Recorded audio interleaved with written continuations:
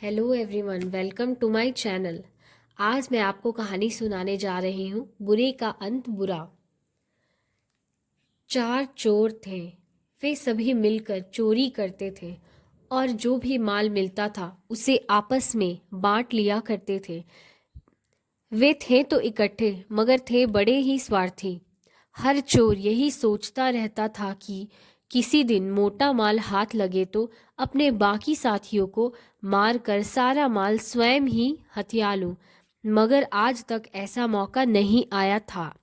एक रात उन्होंने एक साहूकार के घर सेंध लगाई। उनके हाथ खूब माल लगा।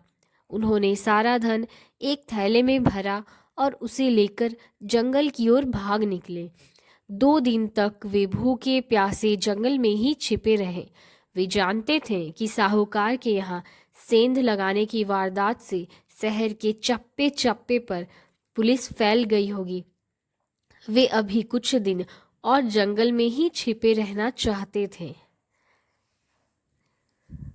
मगर मजबूरी यह थी कि उनके पास खाने पीने को कुछ नहीं था। जहाँ तक संभव था उन्होंने भूख बर्दाश्त की, मगर जब भूख बर्दाश्त से बाहर हो गई तो उन्होंने फैसला लिया कि उनके 2 साथी शहर जाकर वहाँ का माहौल देख आए और खाना भी ले आए। ऐसा निश्चय कर उनमें से 2 चोर शहर की ओर चल दिए। शहर जाकर उन्होंने खूब जमकर खाया और दोनों ने योजना बनाई कि बाकी 2 साथियों को ठिकाने लगाकर सारा माल खुद ही हड़प लेंगे। अतः उन्होंने अपने साथियों के खाने में जहर मिला दिया। वे दोनों भी यही सोच रहे थे कि जब हम 2 रह जाएंगे तो इसे मारकर मैं अकेला ही सारा माल हथिया लूंगा। इधर जंगल में दोनों चोरों ने खाने का सामान लाने गए अपने साथी चोरों की हत्या की योजना बना ली थी। वे भी उन्हें अपने रास्ते से हटाकर सारा धन आपस में बांट लेना चाहते थे। चारों चोरों ने 2 दल बनाकर अपनी अपनी योजनाओं के अनुसार कार्य किया।